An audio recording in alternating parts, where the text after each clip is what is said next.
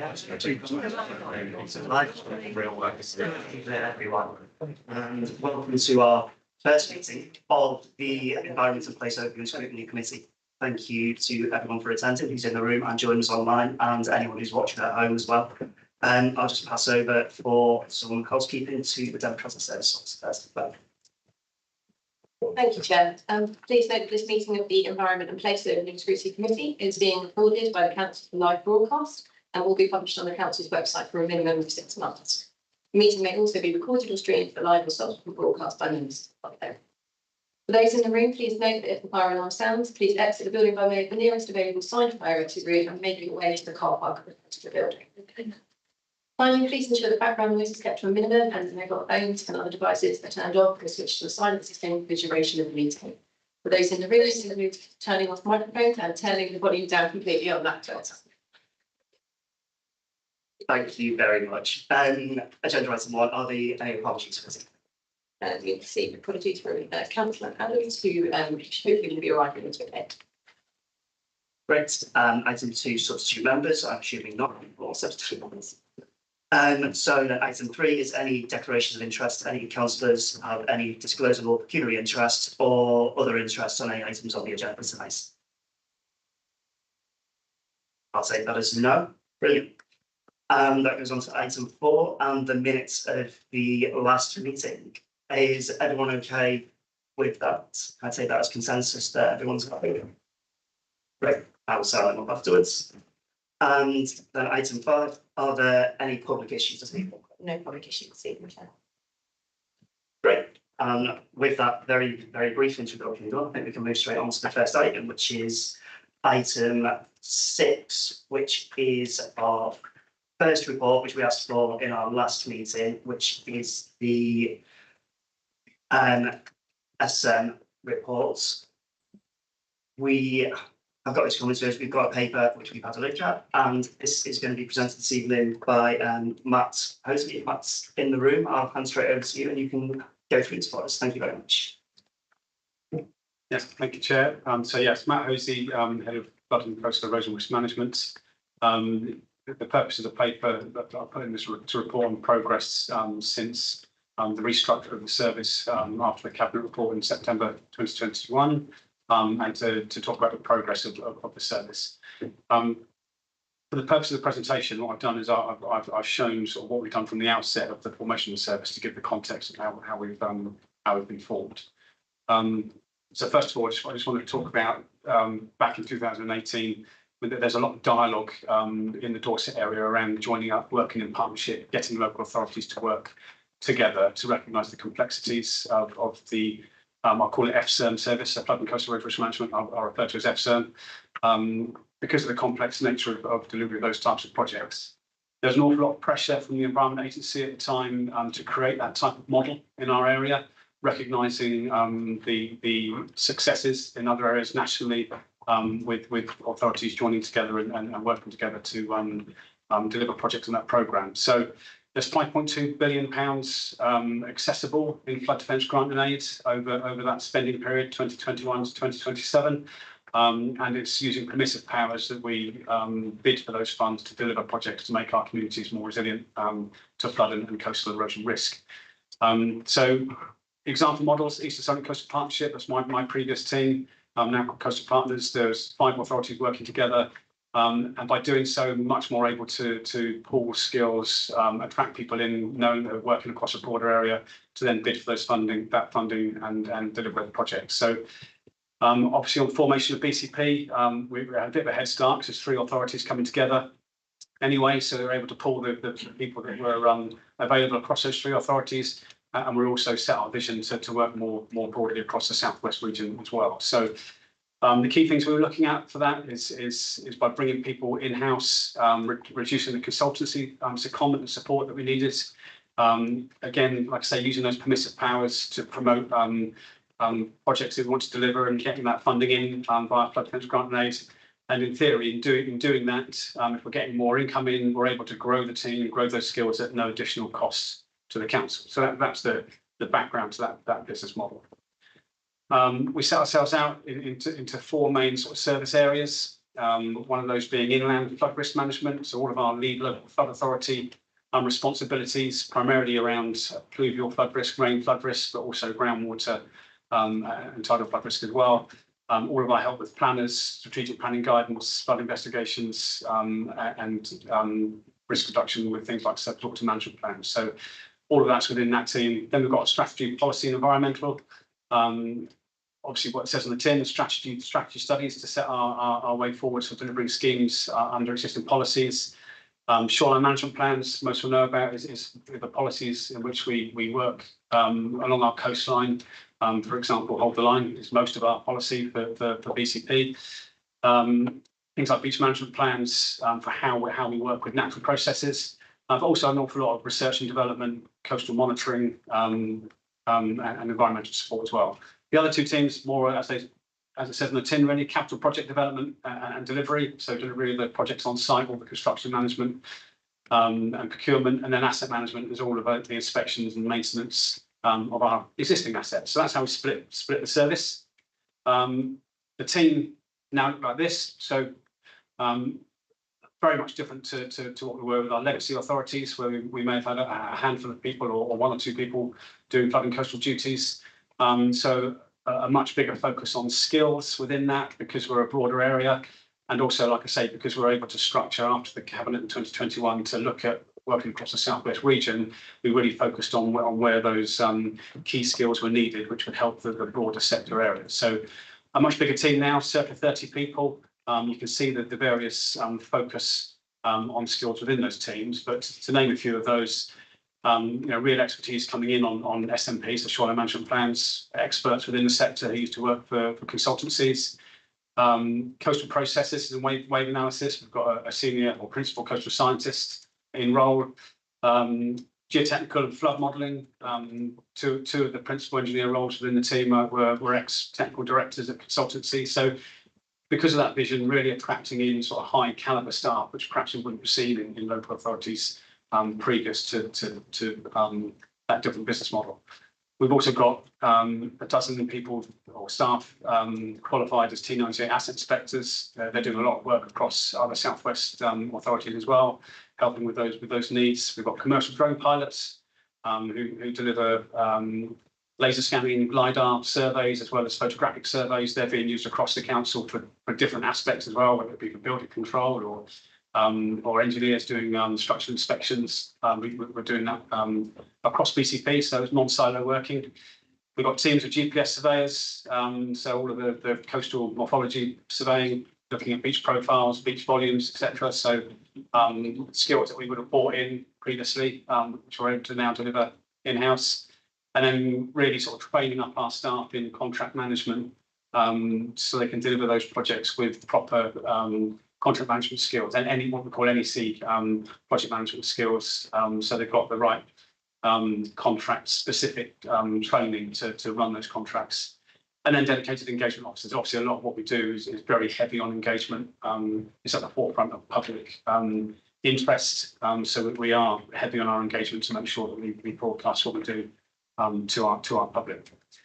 Essentially, what's done for us, in bringing in a lot more projects, a lot more funding, it's making us far more climate resilient. So we're able to start promoting projects for our public benefit. I mentioned at the start, part of that model was about delivering more broadly. So we're doing a lot of work now across the Southwest. We've got a collaboration agreement with Dorset Council. We've got a collaboration agreement with the Environment Agency where we're supporting projects and helping deliver projects in those areas. We're also doing more work, across the board really with ad hoc support at the moment. East Devon, Torridge Council, Southwest Coastal Group, the Exeter City there. So lots of different projects we are sort of leading on for those authorities. Plus reporting in New Forest District Council, we're delivering the Christchurch Bay and Harbour strategy at the moment, and that's covering obviously the New Forest land as well. So we're doing that as a joint initiative, but we're leading as BCP Council on that project. And then also we've actually tendered and got on a supply list for the regional monitoring programme. So we are almost sat on the other side of the fence really as a local authority. We are suppliers on that too. So we're delivering for other local authorities doing those asset inspections. But all good for us for our income generation and savings. reduces our costs for achieving income on that framework. And lastly, just a few examples really. I said at the start, this was about increasing our abilities to exercise our permissive powers to bid for funding. And this is some of what we've done over the last few years since forming that business model. Some high-level projects like the Poor Baby Management Scheme, 36 million, £12.5 million for the Poor Bridge and Hungry Health Scheme. We've bid for, and particularly getting £525,000 for the Christchurch Bay and Harbour Strategy, which is being finished. That should be going to Cabinet early next year, which will allow us to look for future funding of projects for the Christchurch area. We've also got £750,000 for the Delson to Hurst Sediment Resource Management Programme. That's really looking at sustainable sediment sourcing for renourishing our beaches, because there's really heavy pressure on that at the moment and increasing costs for how we renourish beaches. And we need to look at other ways of delivering that type of project. We're in the middle of delivering a BCP-wide cliff management strategy, trying to understand what the landslide risk is and setting a framework for decision making in our cliff zones. And then, yeah, a couple there around asset databases that enabled us to build asset databases, so we understood what the conditions of all of the assets we've got, whether they're inland flood risk or coastal assets, make maintenance recommendations and really get a picture of the state of all of our assets that we've got, that's near completion now as well. And then other smaller studies in Holmes Bay for salt marsh regeneration and flood defences in Whitby Lake. So you can just see there that it's a scale of project development which we didn't have prior to forming the business model, and that's because we're able to access that funding through the permissive powers through having increased resource. So really, in summary, that structure that was approved at Cabinet in September 21 has allowed us to deliver an awful lot more. I'll finish there. Great, thank you very much for that. It all seems like a really good news story from what you're saying, increasing the skills, increasing what we're able to do in-house, working on a lot of projects and having that bank of skills available to us whilst also saving money and generating income as well. And with that being the case, and with us having almost effectively becoming a consultancy, looking outwards as well in some ways and getting brought into other things, how does that balance with keeping our focus on the BCP area, not just wider into the regional area as well? Yeah, that's a good question, and I think what I want to reflect on is broadening out and being able to work across other regions means that we can smooth our capital programme and keep a certain size of team. So I think it actually benefits everybody. I think the BCP, what that's meant is some of the skills focus we've been able to hone in on. We wouldn't do that if we were just BCP. So I think we've increased our capability. We've made sure that we're capable of delivering everything we want to the BCP. And don't get me wrong, the primary, the majority of the work that we are delivering is for BCP.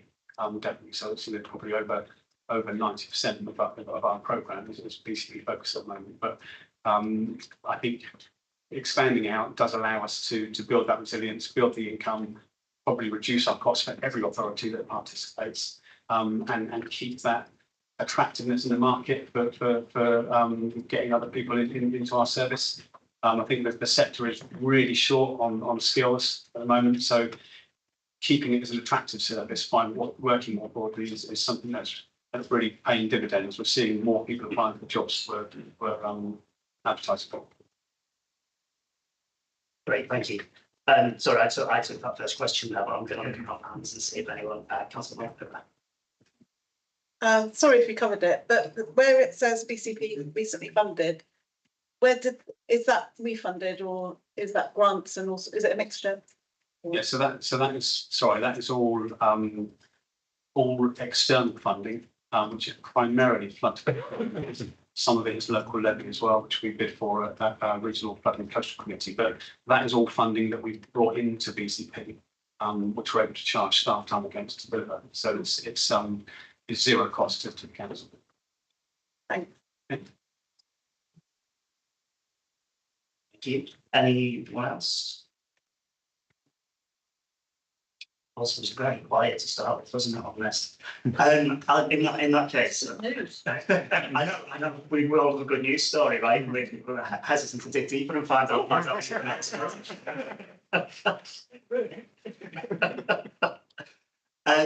So with this, can you talk a little bit about the skills that we've got available? I mean, I saw on the previous slide there's some images from GIS, from the survey and from the drone survey and various things like that. How does it look about being able to have preventative measures put in place and making sure that things don't happen, like where we had the cliff side of East Cliff, which was, I think at the time, a little bit unexpected. Are we able to avoid things like that, or at least have a bit of knowledge of when these things might happen in the future? Yeah, that's actually extremely good timing, quite topical. So one of the roles that you can see in the team there in the strategy and policy environment team is our principal engineering geologist and geotechnical engineer. So one of the funding bids we put in about 18 months ago was for a cliff management strategy. So £300,000, that's local levy actually from the original Flood and Coastal Committee. Julian Case, who we recruited into that role, the technical director for Arcadis, working on HS2 at the time, a really skilled geologist. He's in the middle of delivering that strategy, and the strategy will really give us a framework for decision making in the cliff zone, because we have got a significant landslide risk, because a lot of that's through groundwater rather than coastal erosion. And actually, I went to DMT last week to talk about forming a board for all of the people that are associated with decision making in the cliff zone, because some of the work that Julian's doing is raising where there are risk areas, where we need to do maintenance, what we need to do to make sure we don't get the issues like we're talking about, the cliff slips, and getting a framework around how we decide how to fund some of the needs we've got where landslide is a risk. So it's certainly an area that we are really focusing on at the moment, and we wouldn't have been able to do had we not had that model.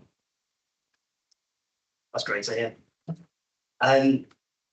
Anyone else? We did have a bit of a pre-meeting. I know we've got a couple of councillors who aren't here who came to the pre-meeting. I wonder if we went through some initial question ideas and what we're going at. And there's some talk about the projects which are ongoing, and also there was a little bit about the cliff management as well, and some about the future strategies around cliff management, beach management, items like that. I think it was a while ago, and it was in the paper, wasn't it? It came up that we had, I think it was a sort of misquoted thing where we have to make a choice at some point between managing the cliffs and managing the beaches. Yeah. Are you able to speak about that at all?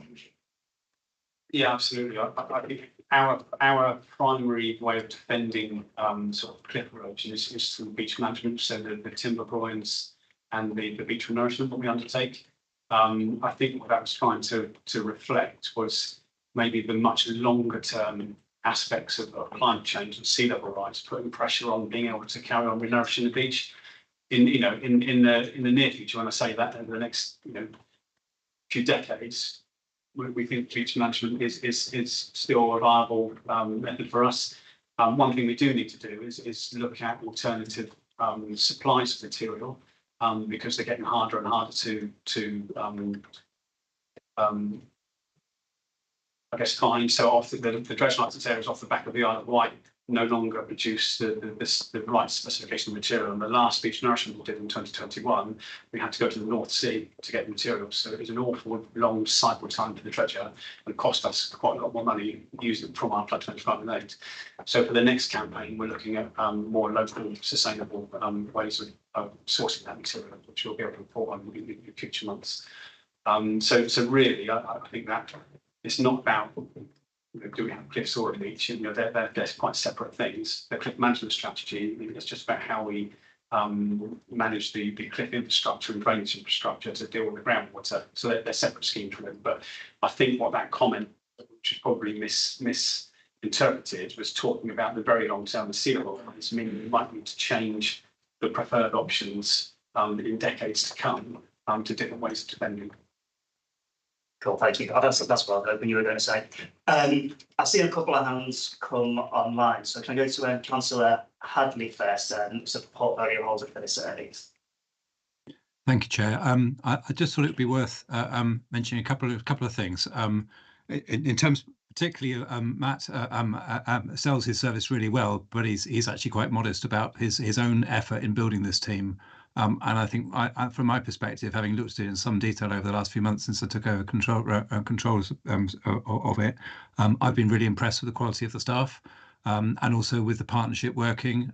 He mentioned the coastal partners, which is along the coast and the Eastern Solent area, and the learning together, the free sharing of information both with them and with the Southwest is really good to see, and a great team. And as he mentioned, the drones were really useful in the Perenco oil spill, and also monitoring for some of our estates developments and other things. They are really wide thinking in terms of their approach. The other thing I think is really important is actually we're quite a trusted partner with the Environment Agency because of the quality of their work, and also in contributing to the national debate. And one of the key areas for coastal communities all around the country is the lack of money for maintenance, and the impact that has. And you've touched on that in terms of the cliffs, but it's a problem for the resources that we have in terms of capital money is rather easy to get hold of than revenue money, and it's revenue money you need to ensure that assets are kept in good heart. So that's a really important bit. And the other one was some lateral thinking in terms, or some research thinking in terms of the flow of sediment around the two bays, around Poole Bay and Christchurch Bay, and actually working with the Crown Commissioners in terms of can we gain the rights to those materials, so we don't have to go off to the North Sea to get materials in the future. So some really good thinking, I think, in terms of my perception of it. I just thought it'd be helpful to share with the committee. Thank you. Thanks very much. Councillor Rice. Hello. Can you hear me okay? Yes. Lovely. Yeah, thank you very much, Matt, for your presentation. Always really impressed with how you manage your team and the progress that you are making. My question is around public engagement, specifically about the impacts of climate change over the longer term, really. So a lot of residents are in Oakdale. We get quite a lot of flash flooding, so related to the surface water, flash flooding. But residents are often mentioning, is this going to get worse every year from now on, sort of thing. And then the other aspect, potentially more longer term, is around the more coastal aspects of sea level rise, and residents wondering whether their homes are going to be flooded, maybe in Hamworthy, for example, or in Christchurch, along with maybe looking further along, but the complete loss of beaches in Bournemouth. And so my question is really related to, can you see your team being more collaborative with some sort of resident-led engagement process that is looking at increasing knowledge levels with the public about what is likely to happen? Because at the moment there's just not very much knowledge out there, let alone what can residents do, what should they be expecting from the various different issues of water around. Thank you. You all right with that, Matt? A few things in there to answer. Yeah. No, that's great. Yeah, thank you both, so Councillor Hadley and Councillor Rice, for kind words. Yeah, no, absolutely. I think as a sector as a whole, not just as BCP, we need to get better at communicating with our public really candidly about what the risks are, about what the future holds, about what we can do, and about what we can't do. So yeah, totally. I think our services is the right area to start that sort of public communication. I think on various fronts we've already talked about how we do that, both sort of verbally, by presentations, by working with community groups on our website. We need to speak honestly about flood and coastal erosion risk nationally, so that people are all brought into that. We're seeing a lot more in national media already, aren't we? We're seeing almost on a weekly basis, where there are floods or landslides globally. So it's a communication that we're all getting used to and hearing more. So we need to put that into context for the BCP area about where our risks actually lie.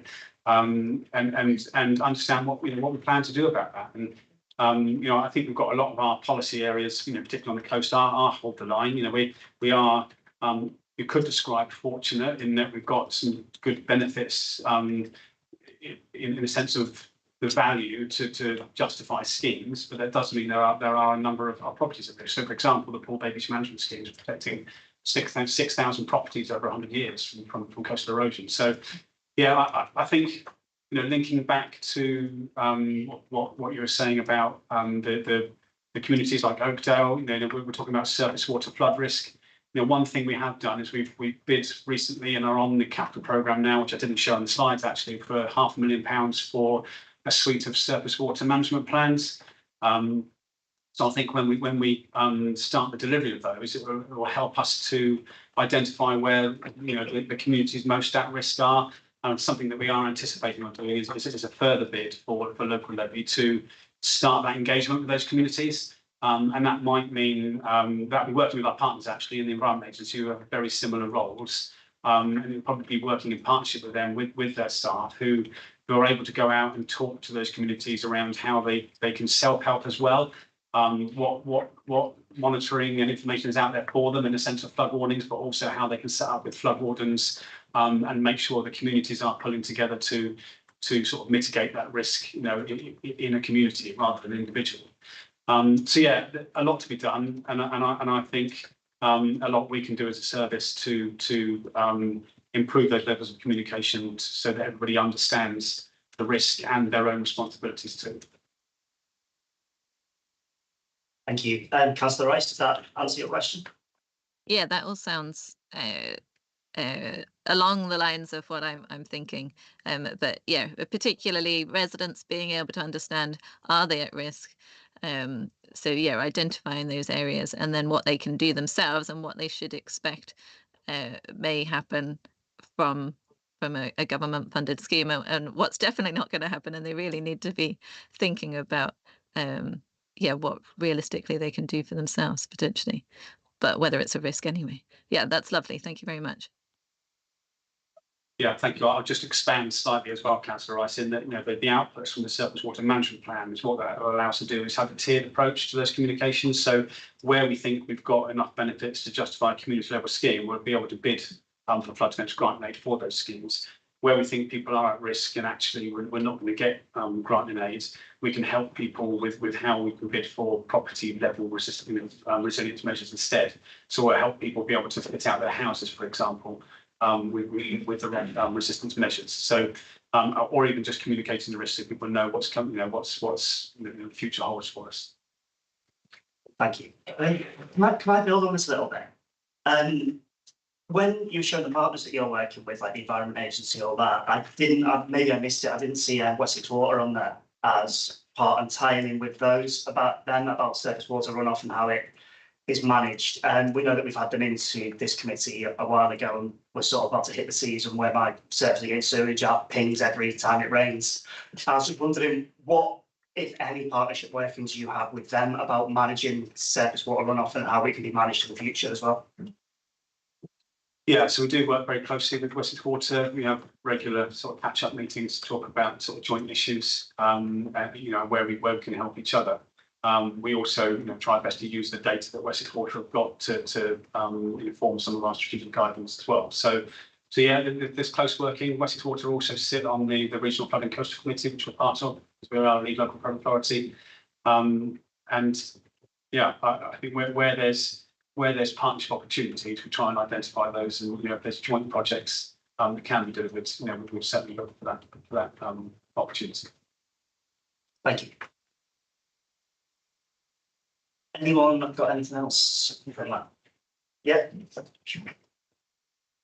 Just you talked a lot about kind of other authorities' partnership work, but around Poole Harbour in particular, obviously we have the RSPB, Renco, and National Trust Holders and landowners, and how they manage their flood risk is significantly different to, say, the whole line approach. How does that impact on us and I suppose them in return? That's a good question. I think what I would say is that we do work closely with all of our stakeholders when it comes to setting the policies for our coastlines in particular. So people like National Trust, for example, will sit on our shoreline management plan groups to discuss, how we best manage. So certainly the decisions made on each frontage, it is done with respect to, what our neighbours will be doing on their frontages too. So I think other than that, people will choose what's most appropriate for their area. Okay. Okay, thank you. Is there a hand on that? Councillor Hadley? Yeah, just on that last point, I was just going to add, it's not really in the FSERM team, but there's work with our environment team, working in partnership with the National Trust and with Dorset Council, looking upstream at the River Stour and what we can do about rewilding some of that to hold water in the landscape. So working with the rural area in terms of the impact of flooding, because between Poole Harbour and Christchurch Harbour, we drain most of Dorset and South Wiltshire into those two harbours. So it's really important to us to work in partnership with them.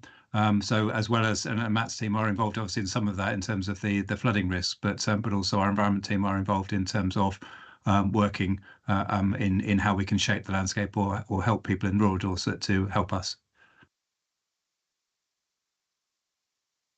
Thank you.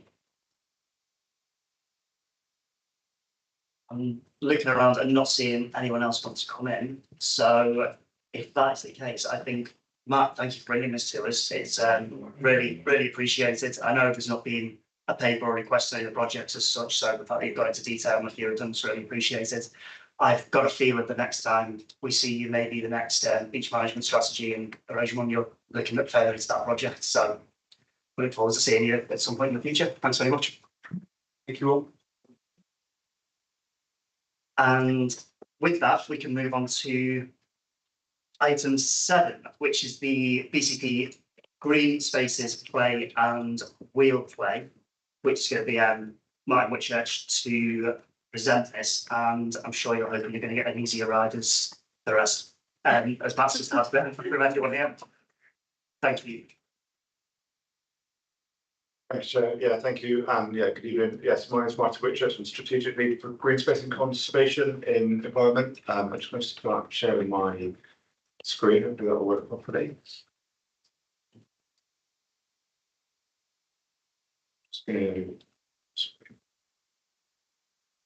Okay, so I've been asked to bring forward an update on the green spaces play and wheel strategy.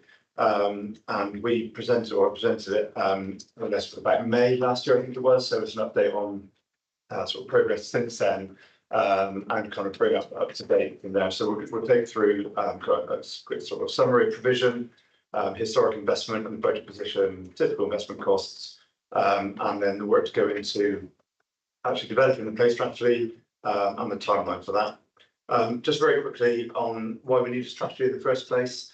So in the executive summary of the report that goes with the presentation, we don't currently have a strategy in place to play at all, and the legacy authorities, if they did, they were a long time ago.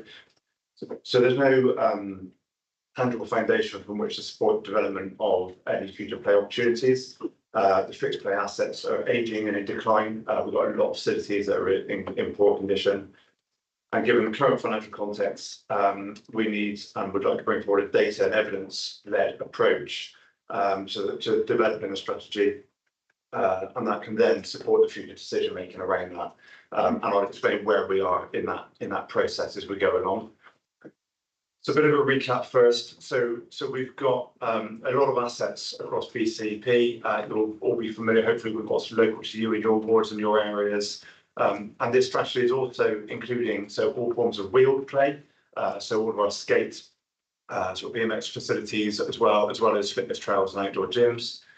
And all of those facilities receive an annual independent inspection for health and safety and for sort of lifespan and kind of an in-depth report on each individual item. We have varying schedules for visual and moving parts maintenance inspections by our own staff. So we have around 13 employees who are trained to undertake those routine inspections. They sit in our parks operations team. And then they might undertake some basic repairs, inspect and keep repairs clean, as well as looking out for the hazards and risks. And those players are governed by British standards that are quite tight and prescriptive around the design and specification for those areas. There's a spatial layout of sort of what we've got where, and obviously so the strategy will look into detail about the spatial coverage of facilities. So just even if you can't make out the difference in colours, you can see there's some quite big gaps and there's some places or locations where there's quite a lot of dots close together. So what we'd like to do is review the spatial context and sort of provision. Casting our sort of minds back in 2009 and 10, some of you might remember the central government at the time released Play Builder funding. That was the last significant investment from government, and yeah, that brought about £1 million to each legacy authority, and that created some fantastic playscapes at the time, and set a new sort of design code, if you like, a new design standard for how to design play areas. The legacy of that is that a lot of those play spaces were designed with timber equipment, which is now subsequently failing 10 plus years later on. And we know that play areas and skates as well, wheel facilities do have a limited lifespan, with replacement or rejuvenation typically every 15 to 20 years, depending on how you build them and what you put in the ground. So no additional central government funding has come forward since that time. And since Play Builder, the figures on the screen there has been capital investment, varying by the legacy towns and very much subject to the amount of SIL or legacy Section 106 monies that have been collected in those areas that have funded sort of board-based play improvements. And in Christchurch, there was a specific project at the sort of formation of BCP to sort of rationalise and reduce the total number of players in favour of creating sort of fewer but much better quality at that time. So the current revenue budget position, we have a fairly, in my opinion, a fairly meagre budget position of around 150,000 for all of those spaces, in terms of all of our player maintenance, funding of consumable parts, so swing chains and seats and ropes and all of those things you'll be familiar with. As well as coping with, as ever increasing levels of antisocial behaviour, sort of vandalism to equipment and those sorts of things. So we've got annual inspection costs, we've got inspection management software costs that allows us to track and understand the lifespan of what we've got in the ground and the condition of the equipment. In the recent annual inspections, we got a report that over 50% of our current facilities have medium to high risk box on equipment. And typical revenue funding is only £2,000 per site. The maths don't add up on the revenue funding to maintain our facilities, which is why you'll see a lot of those facilities being either closed or items of equipment removed. When we board down, as part of the strategy work we've already been doing, we get to a figure of about £16 funding per item in the play area, and that includes all fencing, bins, benches, every single sort of type of asset, if you like, that goes into a play area. There's about a funding level of about £16 per item across BCP. That's challenging to say the least. Just some slides, typical older age equipment, the ones sort of around, the sort of areas of Bournemouth in particular, have got very, very old style equipment, but also to say our skate and wheeled provision as well. Metal ramps, box ramps and things like that are incredibly expensive and difficult to repair and quite skilled as well. And a lot of these now are beyond the stage where you can get like replacement parts as well. So typical investment costs, we've just broken down, and I used this last year at M&S as well, so I'll skip through this fairly quickly. A sort of fairly finger in the air, if you like, for what a typical play replacement scheme would look like for sort of small, large, and then a destination space. So destination might be, so Pool Park, for example, was brought in mind a couple of years ago. So somewhere like the Lower Gardens or Sandbanks or somewhere like that might be a typical destination play area. And those are typical guidelines. Typically, equipment and safety servicing is broadly equivalent to each other, and also you've got the cost of removal and any landscape works as well. And then added on top of that is obviously the staff delivery cost in terms of landscape architect resource, any planning or additional cost surveys and that sort of thing. So just a bit of a visual around what those type of typical scales of intervention would look like. So pool park on the right hand side, for recreational games was probably done about 5 or 6 years ago now. And some smaller, which you might have sort of on a smaller scale. So to bring us forward to the strategy and why we need a play and wheeled strategy. So we want to create something that's a short, flexible, easy to understand strategy. So it gives us a clear focus on the development of play. So outlining why play is important. You've got the links in the bottom right there, just kind of a reference to the children's rights to play. It's embedded in any version of the corporate strategy, and also talks into the local plan provision as well. And obviously talks to all the health and wellbeing benefits of not just the children, but the parents and carers as well, in terms of being active and feeling safe and confident to play in their local spaces and in their green spaces generally. So we want to feed into the forthcoming local plan policy wording around play, and importantly, the role of developers in bringing forward potential funding for play as well. That needs to be embedded in policy there. So we want to bring together all relevant agencies and BCP who have an interest in involvement in children's play, and specifically green space play, obviously in this context, aiming to collectively improve play opportunities for children in the area, and create a long-term action plan within that as well. And so at the moment we don't feel we're able. We get a lot of requests from not just from councillors obviously, but from lots of members of the public as well, around why can't we improve specific play areas now, or where are theirs on the list, and that's understandable. So come back to that spatial context and an evidence base to set out how we then determine that as a council-wide provision. And so that just to key into that, so the robust and detailed evidence base around that. So I've mentioned already annual site inspections, which are independent. We have our trained staff who know the spaces and know the problems. Over the summer, we've been working to do a site audit of every one of those spaces. 187 individual audits have been undertaken cross-service by a wide range of staff, by colleagues from a range of different services, to really get a sense of not just the individual play items, but actually how do they sit in the context of the landscape? Do they provide as part of the quality of the green space as well? So those audits were finished last week, so we finally got through those, which have been monumental. So the next step of that is to draw all that evidence base together, and really understand what we've got where, and the lifespan, and where we take that to go forward. The other piece of evidence we've got, so roughly this time last year, we did a piece of public consultation where we went out and engaged with the public on a vision for play and what people thought that might look like for BCP. But also we got a lot of data and information about how and where people are using their local spaces, how far they're willing to travel, what they like or don't like, and all of that sort of baseline. So we're very careful around not asking what play space would you like us to improve. Obviously, we're just trying to tease out from people how they use play and what that might look like in the future. So we've brought forward already as part of the strategy work that draft vision that you've got on the screen now. I won't read that out, but that's there to set a guide and a tone, hopefully, for the strategy, set that out. So welcome any comments on that in a minute.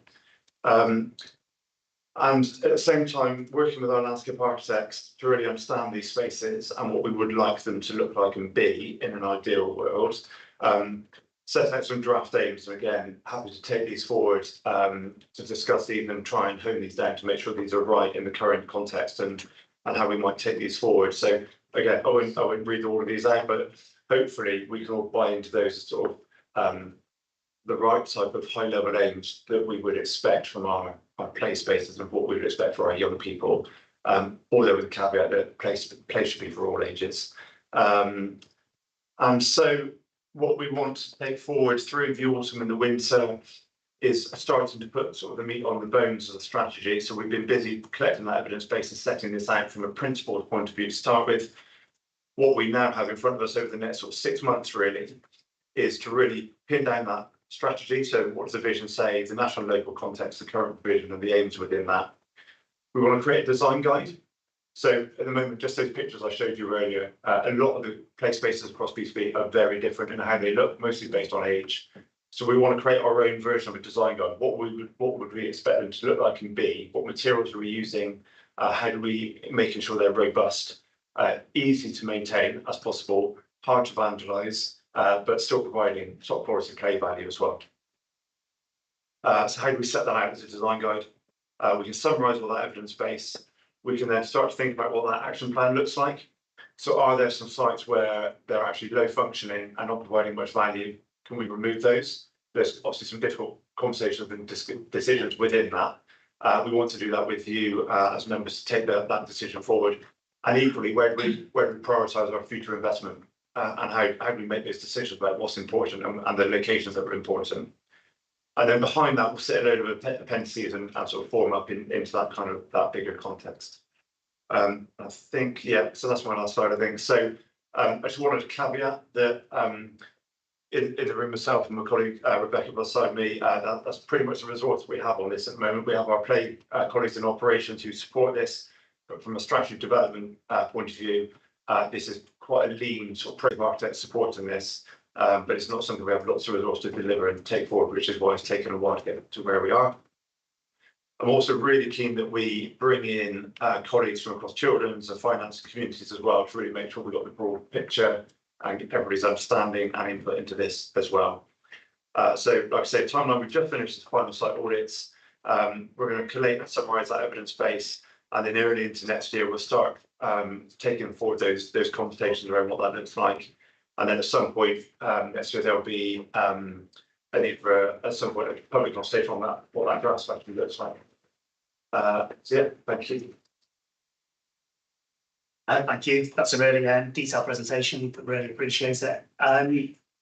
I've got so many questions, so I'm not going to do what I normally do and jump straight in. I'm going to move around instead. I'm going to actually wait again and see if my questions get asked by other people first before I ask a lot. But I think we're not really, a lot of different angles came up, which we want to sort of discuss and talk about with this. And I think there's some value that we can really add to it. So I'll open it up to vendors first.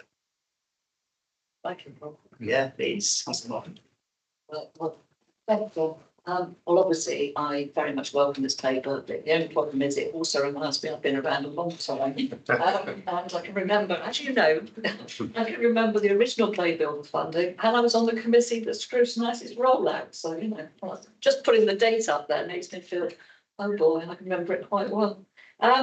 Obviously, in Hampton, we've got quite a few play parks, all in various stages of disrepair. But the community has got involved in trying to improve them, which is good. But you know, as other council, I expect we're all in the same boat. Residents frequently raise concerns about the condition, the lack of provision, and I get lots and lots of requests on new equipment.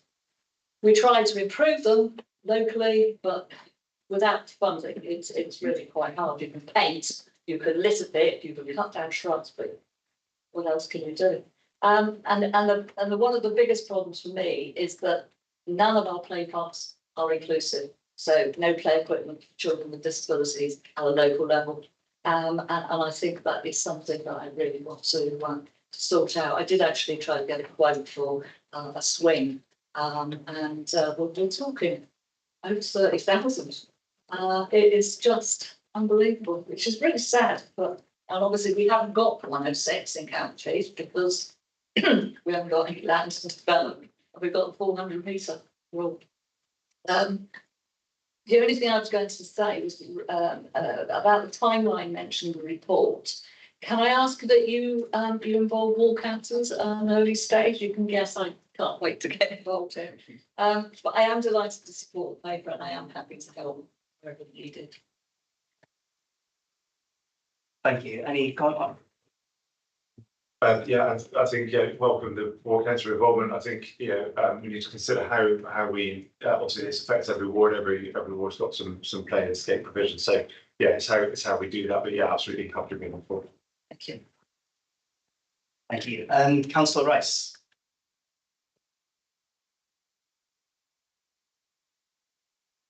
Hello. Great. Yeah, lovely to hear about a play strategy coming forwards. It's just so important for the development of a good society is kids being able to play. One comment is regarding the documentation that you've presented to us so far, is just about emphasizing independent, like children being able to independently and safely get access to these areas. So if there is a road that's causing that is too dangerous for parents to allow their child up to a certain age to cross independently, then having a method within your documentation that highlights this and draws attention to it, and maybe looks at increasing accessibility with a zebra crossing, for example, whether that's feasible. And then I would also, going back to the ward councillor engagement, I'm wondering whether it would be useful to think about resident, like encouraging, having a method whereby residents are able to come together and set up a formal Oakdale Play Park resident support group type thing that is facilitated by the councils. Like it sort of links in with the volunteer strategy, but something maybe in this paper that specifically relates to enabling residents to take control of their park and help with the maintenance. I often come across whereby residents are like, are we allowed to cut the grass? Are we allowed to paint the fence? Are we allowed to do this? And then there's often stories of whereby residents have been told no, they're not allowed to do stuff. So it would be, I think it would be useful to have that in the potentially, if that's something that you can think about. And then lastly, play streets. So this is like most of your play strategy, I think, is looking at formal play areas, but I would love to see, and I wonder whether this is possible, to include other opportunities for play within our area.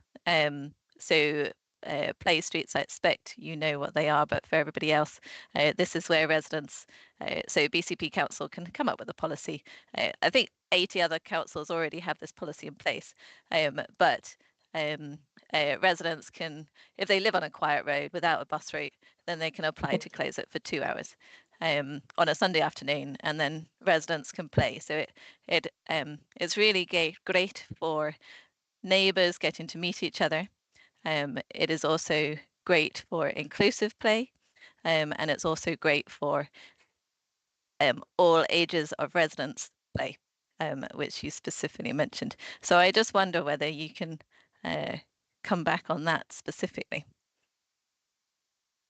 Well, a few things in there. I think the important bits that I picked out was, do you tie in with like highways to create accessibility to the parks and make it easier? Friends of groups, I think, for parks and areas so residents can get involved, and the play streets as well. Thanks. Yeah, no, that's all good and all welcome. Thank you for the comments. Yeah, yeah, the spatial map, I didn't get into that level of detail, but we're looking at 15-minute walk times, but that's then adjusted. So if you've got the Wessex Way in the way, it's going to affect your walk time and probably stop you getting there. So yeah, the spatial mapping needs to take that into account. And there's some specific locations in BCP where spaces of residential areas are effectively sort of landlocked by major roads and kind of different spaces like that. So yeah, absolutely, that will fall into the mapping and the thinking in that assessment. The friend group, support groups, I think is an interesting one. Obviously, very much the direction the council wants to go in terms of kind of, I call it sort of loosening our control. We need, there still needs to be some council facilitation of those groups, and we're limited in our resources to do that. But my answer to that would all be yes, if we can. What we're doing across a lot of spaces at the moment is trying to get the right sort of site agreement or pledge or user agreement in place, so we're clear, both sides are clear. So the friends group or residents group, whoever it might be, and ourselves as the council, we're clear on whose roles and responsibilities are where, and where the boundaries might be and what's allowed and what isn't in that sort of stuff. So we've got from the volunteering strategy, Councillor Rose mentioned, that's kind of fallen out of that work where we've got those agreements coming forward. So when we can do that, we can loosen the control and give people clear boundaries on what we would, welcome their support on. So absolutely. And then the last one, absolutely. Play streets, play along the way. So whether it's school routes, for kind of incidental play that you might find while you walk into schools or to the local shops, it can all be, will also be part of the strategy, as will kind of the attention and the focus around play for space for girls. It's particularly prevalent in terms of kind of conversations at the moment, some recent stuff, it's been published around that as well. So it's about those layered opportunities. It's not just about the green spaces, although that's the primary objective of this strategy, but it's making reference, and can we then get highways colleagues and others on board to deliver wider and broader on that as well. Thank you. Councillor Rice, does that answer a lot of what you were asking? Yes, I'm just wondering whether that means that play streets will be included, or whether I suppose we can just carry on that conversation. It sounds like you're supportive, so linking in with the transport team and community engagement to progress that policy. Yes, supportive, but conscious I don't manage the highways. So it's just doing that work to make sure we're clear on what we're setting out on there. But yeah, absolutely a fan of that approach and being able to deliver that. So yes, I'd like to come down to that cross-service work to kind of pull that through. Lovely. Thank you. It also sounds a little bit like policies. I don't know whether Councillor Hadley's still online and might want to add anything to that in the direction of thinking if he's still here. Certainly am, Chair. Yeah, I think it's the lack of money to maintain facilities is a recurring theme in the councils and the predecessor councils, and it's a great shame. I've had several notifications of wooden play structures being removed, and quite a few angry residents who value and like those facilities. I think the other bit that Martin mentioned around incidental play is really important, and it was a conversation I was having about actually about bus stops, and I know in other parts of the world, they do look at how people of all ages can sit and enjoy the time when they're waiting, potentially by having a bit of play in their life at all ages. And then the other bit around ensuring that play spaces are close to where people live, particularly as we have more pressure for flats and for places with very small or no gardens, and ensuring that we're building for the future. So I think the idea that we need to look spatially at where our facilities are, what we can do with them, and then also what else we can incorporate in the space. So again, I had residents coming to me looking to grow food in a play area, and part of that again encouraging and engaging children with growing food. So I think there's lots of opportunities. I think actually our communities can come up with some really good ideas that we should embrace and work with, hopefully going forwards. Thank you. Thank you very much. Councillor Herrick. You touched briefly on space for girls, and it's something I've been kind of following increasingly. Could you expand on that a little bit, please? Because obviously we know that they interact very differently, particularly with skate spaces and mothers against teenagers. Thanks. Yes, it's a good question, and it's really sort of interesting area. So over the last couple of years, a charity has formed called Make Space for Girls. I highly recommend their website, and newsletters are really good. And that was all set up because a lot of the provision, green space provision in terms of fixed sort of facilities, if you like, was historically geared around boys. So we're talking about multi-use games areas and wheel play in particular. The research and the recent work has really heavily shown the girls don't use them, and even traditional play areas, traditional girls might sit on swings, and the boys are leaping around like lunatics, whatever they might do, and the girls quite often feel that they don't fit in those places, or they're not welcomed, or they might get bullied or worse, and they don't necessarily feel safe and feel able to use them. So what the research and the work has done is to really think about what would girls use in the green space? What would sort of make them use their spaces and make them attractive to them? And that's about sort of social spaces. So it's play in a much more broader sense, around space to hang out, space to just kind of meet and talk, or maybe sort of performance space as well. So it's then using that knowledge and that sort of data to really then engage differently. And I think there's a role in this strategy to do some probably some focus work with young girls in particular in BCP. And it's then like how we design things, design our facility, the spaces as a whole. So I think it's getting away from the thought of a play area as a fixed thing within a fence. It needs to be much more broader than that. It's much more therefore then it becomes much more inclusive and then accessible and appealing and then safer and all those good things that come from it. So there's quite a lot in all of that. It comes down to quality of design and the quality of what you're setting out with a brief and a starting point for what you want to create. To come full circle, that's why we did the site audits this summer. I didn't want it to this strategy to just be based on how many individual items of equipment we've got and when are they going to fail. It's about the quality of the whole green space and how that's functioning. That's really important to me. Thank you. I've got a follow-up to this. You touched a little bit on kind of how the girls in particular can kind of feel alienated state. Obviously, as council, we know that there's often quite a lot of issues with ASD around play areas from kind of any residents, I suppose. But are we building in kind of natural surveillance and how those spaces are used almost from dawn till dusk and sometimes later about how we kind of think about it? Yeah, I think it's probably the same answer. That's for the same thing, really. It's about quality of design, and that's difficult when we've got a lot of existing facilities and maybe the use around it or the residential neighbourhoods around it have changed, or vegetation has grown up or been removed, or whatever it might be. So other facilities have changed, or community centre might now be closed, or whatever it might be. So that's again the work that we've done to try to revise at that. And then as and when hopefully we can start redesigning in new play spaces, we've got that much more holistic view around doing all of that. So it's in all of that answer as well. Thank you. Thanks very much. And just to build on that slightly as well, we're talking about the design side of things and accessibility, building on what Councillor Moore said earlier about accessibility to play areas which are designed for like wheelchair users or people with particular disabilities. It's kind of difficult to use the normal equipment which would be there in that. And also not just that, getting access to the play parks as well, if there's not like parts, if it's across grass or vegetation, things like that. Is this also going to be built in all around strategy as well?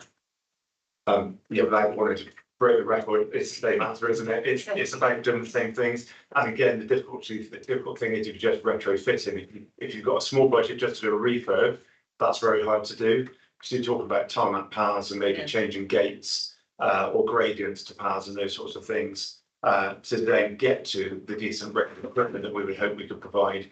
I think on accessible equipment in particular, Councillor Moore's example of a very expensive swing. I think our view when we're designing brand new play spaces, so I take Poole Park as an example, we try to make the whole space inclusive for a range of different users. Obviously, disability isn't just one thing. It's not just about wheelchairs or anything else. It's visual, it's neurodiversity, it's all of those different things. So it's about building a range of different provision for people. One of the best things after Poole Park was open for a little while, I saw a special educator in mid school using it. I went up and asked the teacher why they were using that space, and they said because it was just so well designed. It's so safe and easy and accessible to use in terms of all the paths are smooth and level and the range of equipment, but there's quiet spaces as well, and that's really important, as well as all the big shiny sort of expensive kit as well. So yeah. Thank you. I'm glad you mentioned Poole Park. It's one of my favourites. I love going there. Councillor Moore, yeah. I hope it's not the same thing again, but I was looking at the aims and around safe and non-threatening, and another one about children feeling welcome. And I was thinking about a park that I walked through the other day where there was around 20 street drinkers just surrounding the children's play area. And I wondered if that has been recorded in the audit, and also whether or not I think that sort of scenario is different to, say, in a street or another park where it's not supposed to be a children's facility, because this environment was so hostile that you couldn't let your child, there was somebody passed out on the bench opposite the little gate. you wouldn't want your child to be going there on their own, and it's almost been taken over by those people. And I think it's almost like a different issue to what it would be if it was just in the street normally, because this is stopping children from being able to live their lives, and it's that human right, you know, that is being affected by this. And so I phoned these things through to the police, but it's not seen as the priority that I think perhaps through this it maybe could be seen as. Thanks. Yeah, I think it's a really interesting observation. A couple of things in there. I think that's I suppose there's the importance of working with the communities team to make sure that it's not just police response, whatever response we've got. There's a park operations team on site. Can they play a role in helping to manage the behaviour on some of our green spaces? That's really challenging, really difficult to do, and we're really short on those people anyway. So yeah, I'm not sure there's any one solution or any answer to that, but I think it's worth highlighting. And absolutely, the site audits, when we've done those, they've been undertaken with our parks operations colleagues. They are the people in boots on the ground. They will know of these issues. They will know what the problems are and where that's affected. So hopefully that will be picked up through the audits, and we can start to try and address and understand what the approach might be to sort of tease them out. And if the aims in what we set out aren't quite right, that they're just a start to pretend. So that's just kind of starting to shape those. So if they need to be stronger or different, or lead to a different prompt for communities or other support around that, that's a place where hopefully we can get those levers in there as well. But I think that's probably an ongoing conversation to try and think about how we resolve that as well. I know I was quite glad to see them in there as an aim, because that, you know, it means that it's a legitimate thing to actually say we need to tackle. Whereas I think before it would just be, it's nothing to do with that, it's just the equipment. So yeah, thank you. Thank you, Councillor Adams. Thank you. Sorry, I did follow the presentation. On the sort of parks, I'm looking through the agenda. There was quite a few in Kinston, which was quite nice, but I was looking and it caught my eye that there were 2 in blocks of flats, one in Colonial Crescent, one in Moore Avenue, both within 100 metres of a substantially more used play park. So what sort of, well, I'd like to know a bit more about the consideration given to sort of consolidate the number of play parks and build the ones we've got better, if you know what I mean. Yeah, thanks. Yeah, and that's exactly the work that we want to do, is understanding, you know, if we got, like you say, your example, it might be cluster of 3 sets of facilities in quite a small area. You know, doesn't make sense to manage those. They were obviously built for good reason at the time.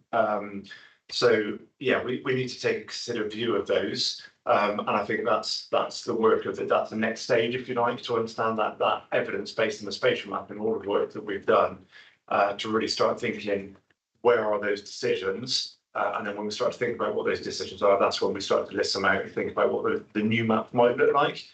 That understanding then needs to come with, okay, so how do we invest in what we've got remaining to make sure it's coping with the number of people who then need to use it, because you're obviously adding pressure to it. So yeah, that's kind of the next stage, but that's absolutely what we'd like to be going into.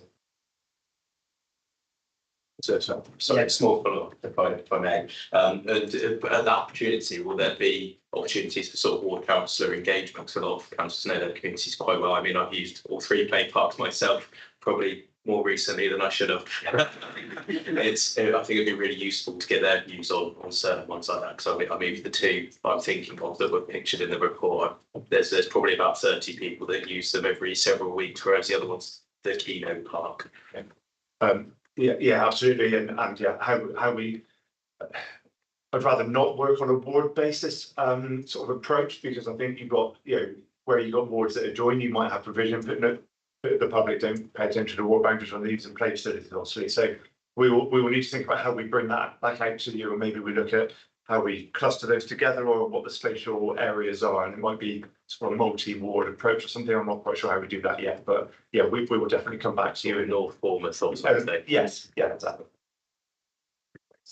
Thank you. Just building on that slightly and taking a bit of a different look at it. If we are looking at like the consolidation of play parks and looking at using the resources to the best of our ability to make sure that we can continue funding them and continue providing really good play, how what is the strategy for making decisions on where, for example, we'd have destination play areas which we want people to travel to, and how we'd have where we'd have large ones and where we'd have smaller ones, and also how that would tie in with active travel and getting people to and from these parks. Obviously, the last thing we want to do is say, yeah, well, so these parks, but a really nice park in Christchurch, one in Hull, which we've already got, one in Bournemouth, or a couple in one in North, one in South Bournemouth. But then they're so remote that we're forcing people to jump in their car, or they're not on bus networks, things like that. Is all this going to be coming in with tying in with the bigger local planning strategy?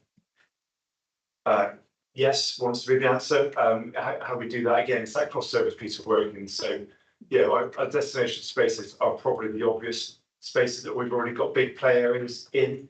But this is setting out what we want in the future as well. So it's I suppose we can challenge where they are and are they doing the job.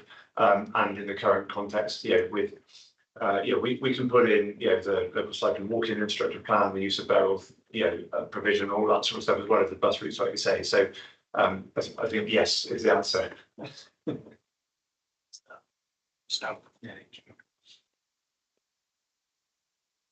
Thank you very much. Sorry, I was just checking one of the names that have been crossed off and haven't spoken yet, but I think I have done. So that's done. Anyone got anything that they want to add at the moment? Yeah. Yeah. So what is the primacy sort of in terms of if you're going to make a judgment about, obviously you want for quality play areas in terms of accessibility and all facilities. So in terms of upkeep and when it comes putting this perfect strategy into practice, is it the destination play areas?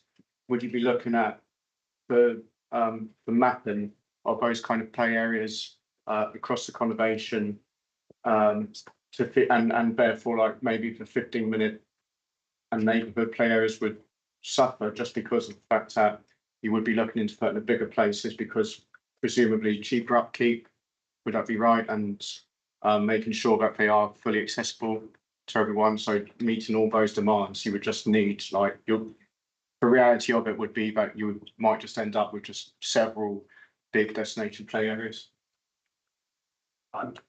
Thanks. Yeah, it's a really good question. I think we would want to avoid that. So I think the range of play is really important, and I think that's what the strategy vision and those aims is trying to set out to start with. So let's get our sort of vision and principles in place to start with, and then what follows is using them to identify change, whatever that change might be, to hopefully put your mind at ease on sort of local community play. They are absolutely essential in terms of the operation of those parks and the fundamentals around what those local spaces are for and how we use them. You might have heard me talk or seen mentioned before of our green heart parks, which are those local community spaces which hopefully we have a cafe that's open with some toilets inside that are nice and pleasant to visit. The cafe brings footfall and people to that space, and alongside that wants to be a good quality play area as well, along with everything else, the volunteering opportunities and everything you'd expect from a good quality green space. So those community spaces are absolutely vital, and no part of this strategy wants to say we would diminish or reduce those. Yeah. There's probably not a direct. I'm just thinking about your comment about our bigger play areas are easier to maintain. There's something about the cumulative number of play visits. So our play inspections are based on each site costs us to maintain it and inspect it.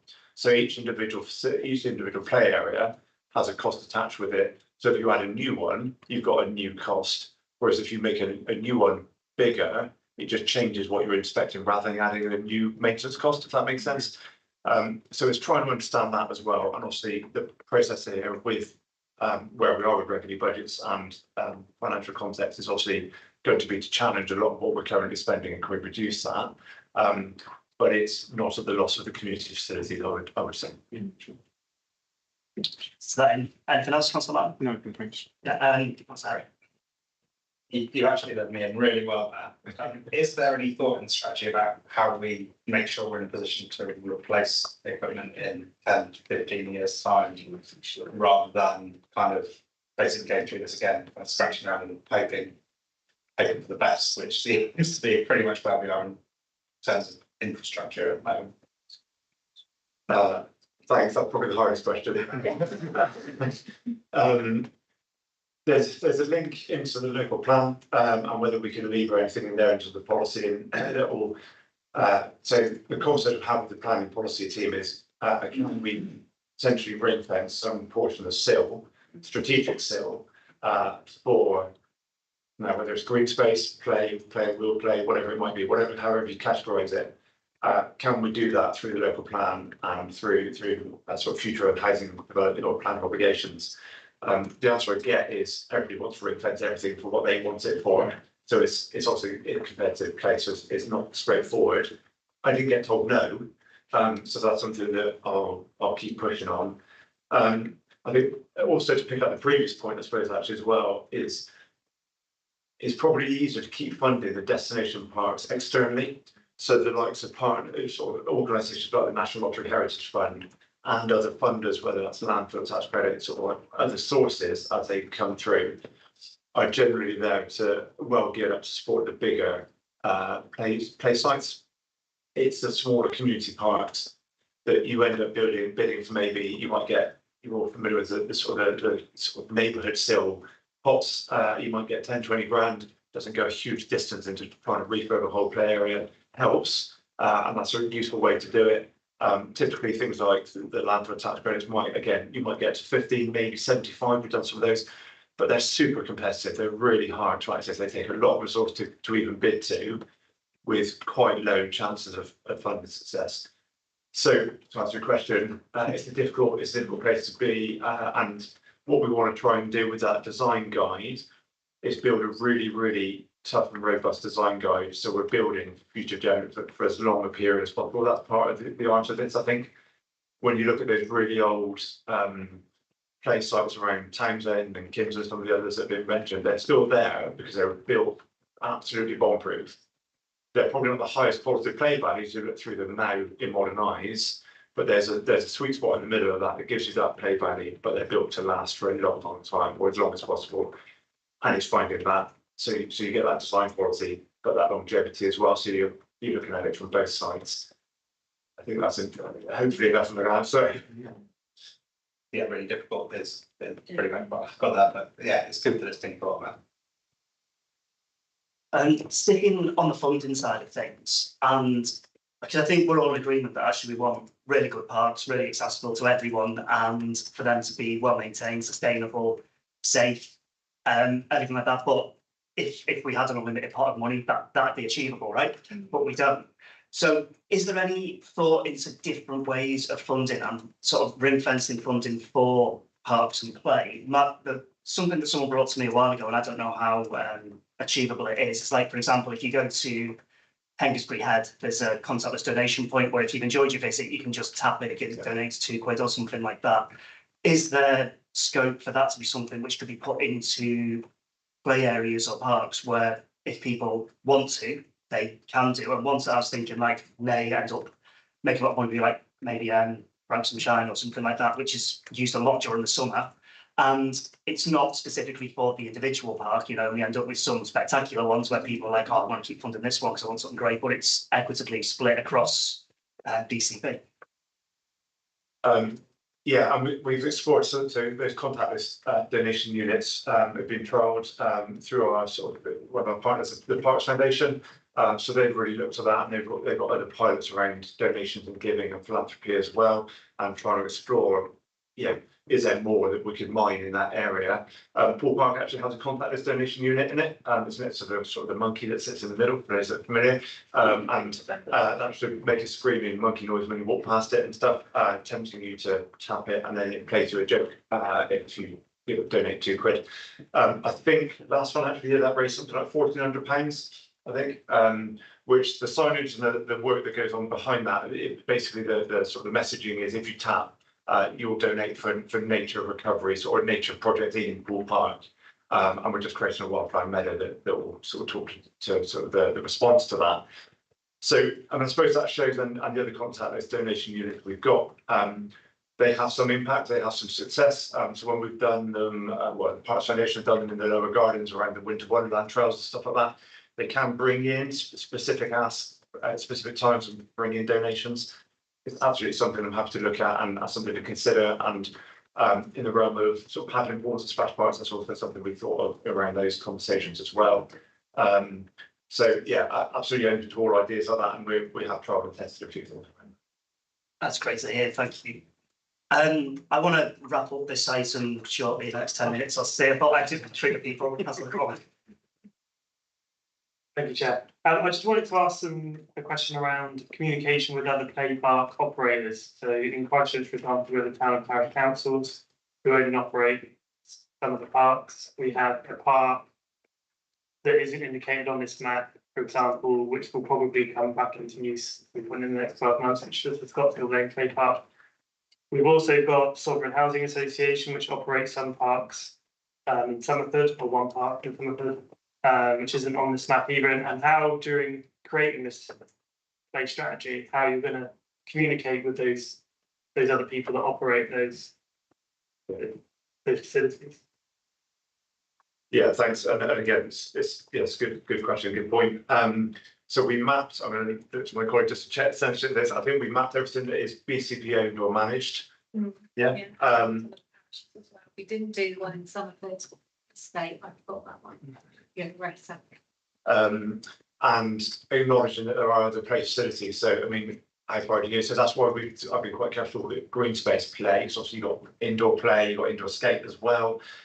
There's a limit to how far we just want to keep the scope right on this. Yeah, if there's any errors or omission, then obviously shout and let us know. We just double check that and come back to you on why that is or where we are with that. I think Scott's Hill we left off because it was closed, so it's not an active site. So absolutely, there's a step in this. I mentioned public consultation earlier, and a couple of you have mentioned about more councillor engagement. So there is a step here in probably running some form of workshop, which similar approach we've done with sort of the tree strategy recently. We've really good to get kind of interested stakeholders in the room. So I've run external funding bids with the likes of the Pool Communities Trust or housing associations before. So there'll be a range of other interests of other partners who run those, either do or could either run or help fund those facilities, have got that community interest angle, things we were talking about earlier. So there's absolutely a step in the strategy development around that community buy-in, support, cost working and all of that, as well as the service units that I mentioned earlier. So thank you, that's probably missed it from the slides too, Trev, but that's a good. And that obviously includes the parishes as well. Yeah, clear. Do we also have a mechanism for, and I use the splash park in Quants as an example from Christchurch Quay. It has a roll-on, roll-off concession next to it, which generates however much funding, I think it's £25,000 a year. When we're talking about the cost of running, for example, a splash park, are we taking into account if you were to remove the splash park, we'd be losing revenue on the concession that's next to it? Yeah, that's a difficult question. I think we need to. I think that's when we're looking at it's difficult to, or making sure we're not looking at things in isolation, isn't it? And those conversations around the splash parks in particular are taking place in terms of what are the knock-on effects. I don't know, did you want to come in on top of that, Kate? Yeah, only just to say that a meeting has been set up with the town council to talk about and the concession that you're referring to, so that is in hand.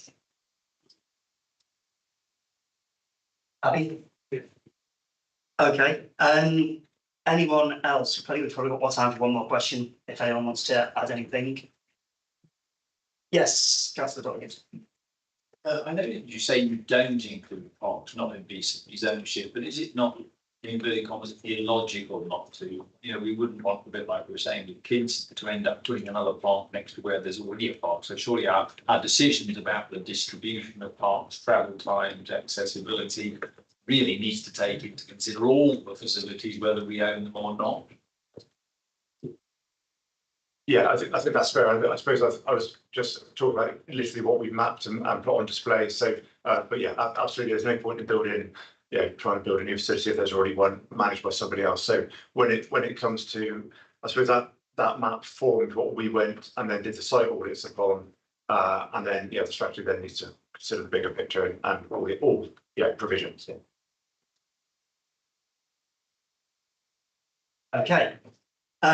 Martin, thank you very much for bringing this to us. I know that's been quite a long session on this one because the early one was shorter, so I appreciate your time on it. It's been really, really useful to get that information. And I think there's quite a lot of passion in this room for play in general and maintaining and keeping our parks running. So we'd be very happy to feed into the strategy more if you've ever wanted and have more engagement whenever you'd like that. And also if there was any workshops or anything going ahead, it'd be great to have more council involvement across the board. So thank you very much. Thank you.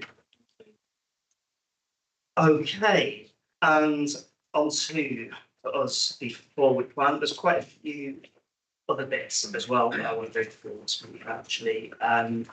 But the forward plan at the moment, we've got our next meeting coming up in December, which is quite short for us actually. It's on the 6th of December, and currently we don't have any items on that. We have had one request from Councillor Rice. Councillor Rice, you're still online? I'm looking hopefully at that screen and thinking. Yes, I am. Excellent. So there is a request from Councillor Rice for an item of scrutiny, which is on climate training for officers and councillors. I don't know if you just want to say a little bit now about what that request is, very, very briefly, because we have got a work plan meeting coming up, but it won't happen until after our next meeting date. So if you want to let the board know what it is that you're looking for, that'd be great. Yes, but oh, sorry. My headphones are echoing. Oh, that's better.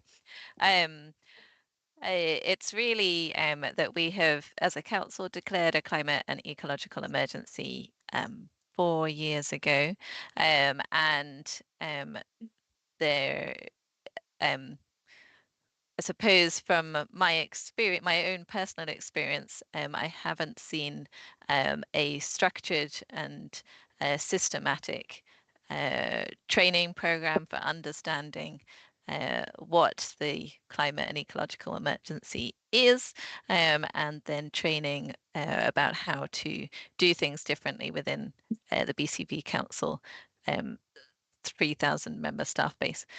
So it was really an opportunity for us to now look at what training would we like to see happen over the next sort of 5-year period, for example, and what type of content would we like to see in there.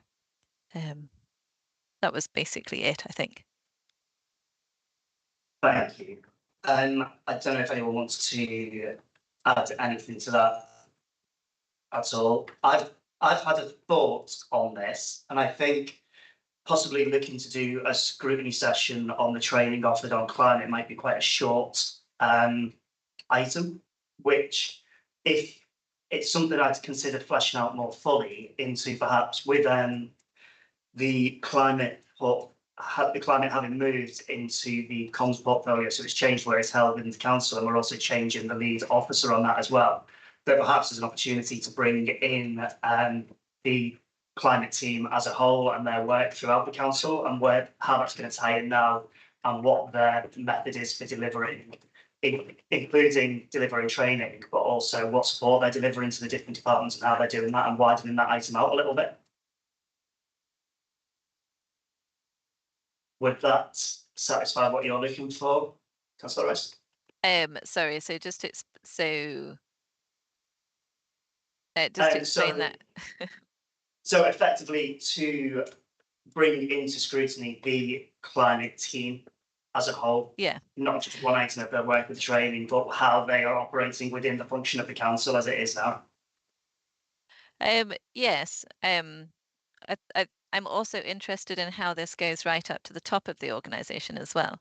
So strategic leadership from the CEO, and how training and how training is being emphasised. Obviously, like I think it's useful to compare it with COVID, for example, and it was very evident that there was training going on all over the place with regards to COVID.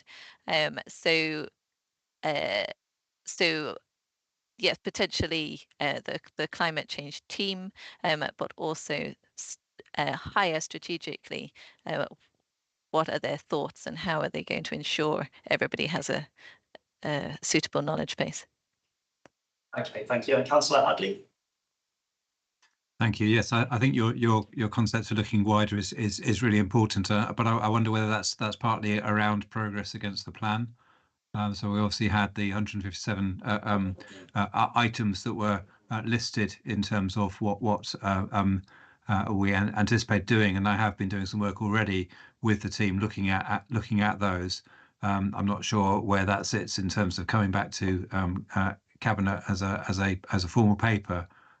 But maybe a scrutiny around the plan, both internal and also external, because obviously the second part of our target applies to the whole area and how we work on that. But I certainly welcome some review of our progress towards the target, because I think it's a really important topic. And I think within that, it is about people understanding the importance and recognising the part that they can play in delivering it. So the training, as Councillor Rice has raised, is an important aspect. Okay. Okay, thank you. Is that me speaking? I'm not usually that high pitched, like fairly close. Okay, I think what it might be better to do, I think this could potentially widen out into a much bigger item. So perhaps this is one for our workshopping when we come together and look at the work plan in greater detail and plan our work plan for the next year or so, if that's okay. Sorry, could I just come back? So when is that? Because the reason I wanted to keep it simple and keep it just with regards to training was so that we could look at it relatively quickly, that it wouldn't be too much effort for a paper or like for us to have a spotlight review of it, just so that training can start, or so that we can oversee what training is happening, and just to emphasize that this is so important within the council. So yeah, I'm a bit concerned about lumping it in with a bigger project because I was specifically wanting to bring it as soon as possible. Okay, I acknowledge that. Can I open that out to the committee? What do they think about bringing just the training aspect to our December meeting? Because that's currently not got anything on the agenda. Councillor Adams. Yeah, I think given the importance of the wider subject, I think it's better to get it right and go big. I think I completely agree with you. Without sort of litigating the issue in and of itself, the environment's much more than an e-learning module or whatever it is we decide. I think there's a lot more we could consider, and yeah, training is an important part of that. But I'd rather do the whole whack, even if it takes an extra month, and get it right and give it the attention it deserves. I think that's my view. Thank you, Councillor Dalton Gibson. Yeah, I don't really mind the idea of doing it in December, but I don't think we would want to put resources into running the December meeting just to do that item. And then you've got the question of can all the other reports be got ready in the time available before then?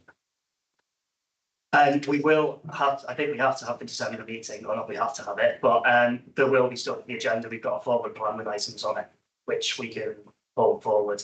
And that was the next bit I was going to ask after we decide whether we want to take this forward or not. Anyone else want to add anything on it? So we've got a couple of different views. Councillor not there, sorry, I was just looking at you. How long would it take to have the bigger piece ready for us to discuss? I'd have to ask your officers. I have no idea. But I was just going to say on the bigger piece, it's sort of a standing annual item for the committee to consider the climate action plan for the council, and it was done in the new year time last year by place. So I was sort of expecting it probably to come back in the same time frame, so to the last meeting, which I think is scheduled in early February.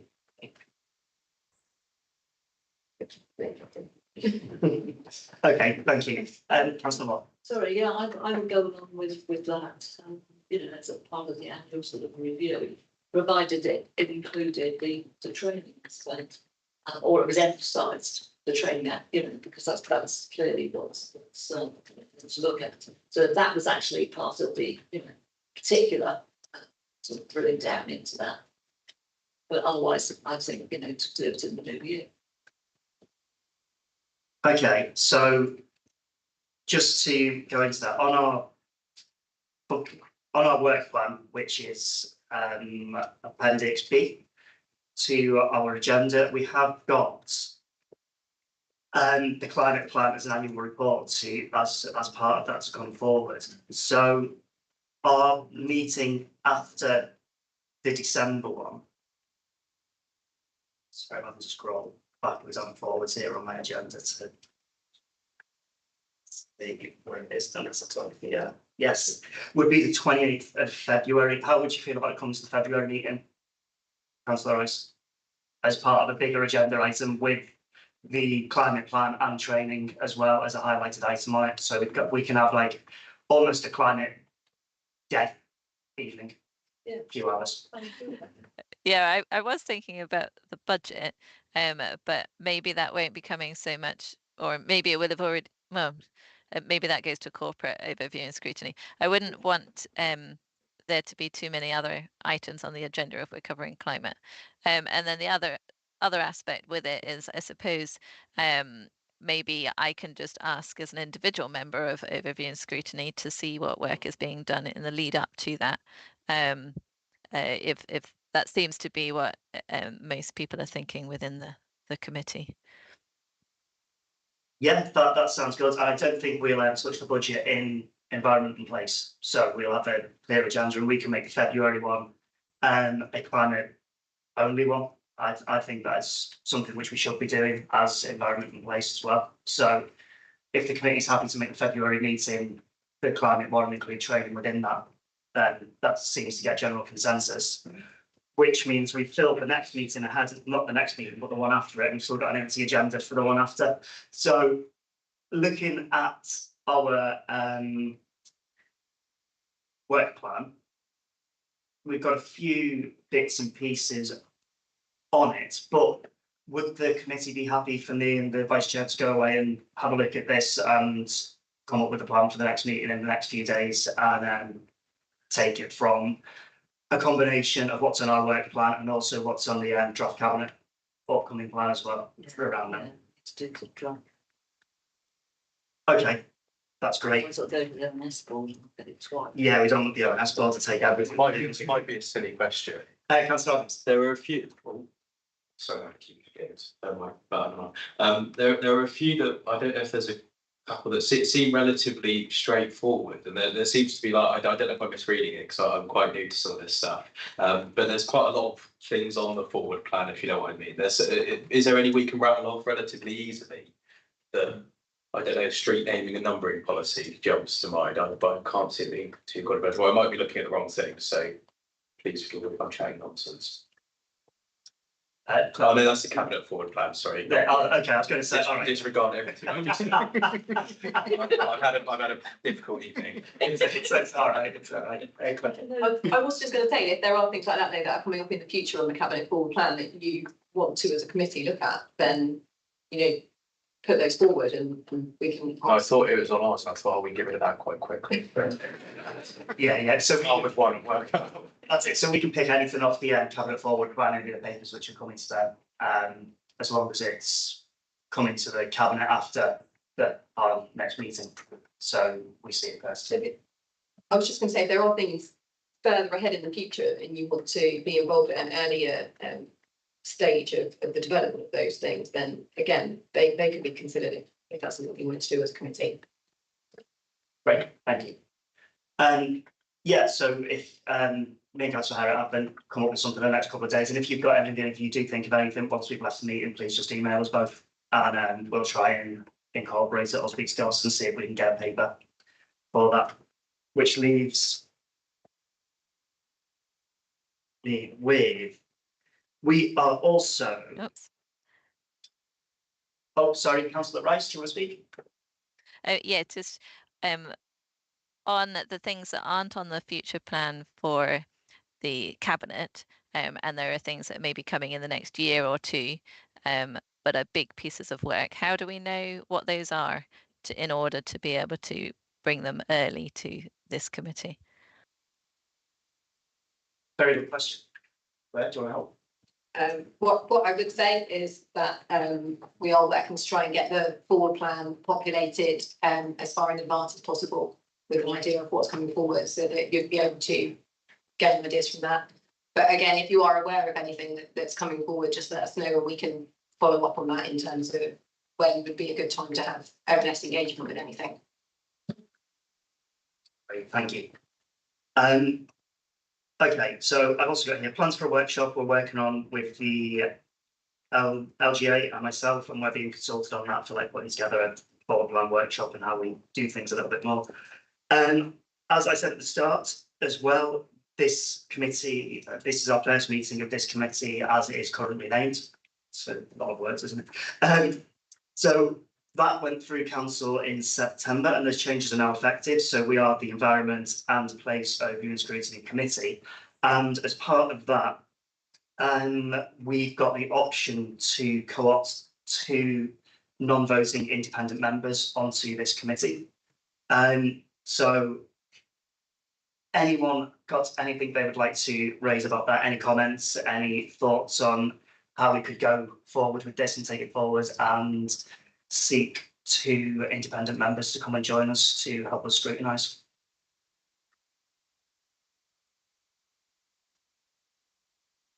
All right, silence, great.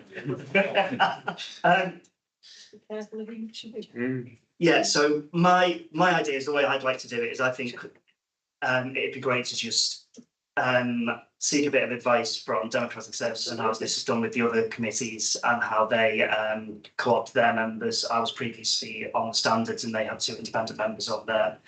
And I believe Audit and Governance have just done theirs and they went out to advert as well. So I'd like to do it in a similar way, but obviously we'd have to put together some sort of role description between us all, which I'd like as much feedback as possible from everyone into what we're looking for. Councillor Adams, are you waving your hand? Sorry, from our pre-meeting on Monday, am I correct? We don't have to have the independent members. Is that correct? Or so is it optional whether we have them or not? That's correct. Yeah, we can choose whether we want to co-opt them now or if we don't, and then how we also get those members should we choose to help them. So I would be quite obviously in the context of funding, because I know we're talking very, very little amounts of money, but I'd be interested to know if there's any associated costs with recruiting independent members. So as well as the grand a year or whatever it is they're on over 4 years for 2, that's. So I'll be interested to know if there are any wider recruitment costs before we make a decision, because if it works out 20 grand over the 4 years, that's a Christmas light for a year sort of thing. So yeah, I think that's a really great thing. So what I think is the best way to go about this and what I can hopefully ask to do is if Democratic Services can bring us a little report to the next meeting that we can consider. If we can feed into that and there could be options available to us, that'd be great. And we'll just take it again at the end of the full agenda as a short item, so we've got a chance to review it. Does that sound reasonable? I'll make it downstairs as well, so nice to meet you actually either way. Yeah. Thank you very much. I have something to say again. How's the rice? Thank you very much. Can I just ask Democratic Services to consider contacting the Poverty Truth Network, the Poverty Truth Commission that BCP recently held, because one of their main outcomes was about increasing access to democracy for people that wouldn't usually have any voice. So I'm not saying that there would be anything that they can do, but it may be worth contacting them to see if this is something that links into the work that came out of the Poverty Truth Commission recently. Thank you. I saw Claire taking notes, so I'm sure we'll take that into consideration. Okay, there is one last thing that I want to update you on, and we have one additional request for scrutiny, which came in a while ago, and that was about the lifts on Folkestone Station, which is something I think we're all aware of. That came to scrutiny a couple of years ago, and we had a full scrutiny session with South West Rail as well. So what I've done is I've asked the portfolio holder if they can update this committee on what is currently the situation with that and where we stand, and then once we get that response, we can decide whether we feel the need to scrutinise any further. And then on that, I can come to item 9, which is the dates of our next meetings, when with the agenda starts the 6th of December and the 28th of February. And again, I'll just say, if you've got anything you want included on that 6th of December meeting, if you can let me know as soon as possible, I'd really appreciate it. Thank you everyone for coming tonight, all the officers who are here, everyone who presented, anyone watching at home, anyone who was in the room, and good night. Thank you.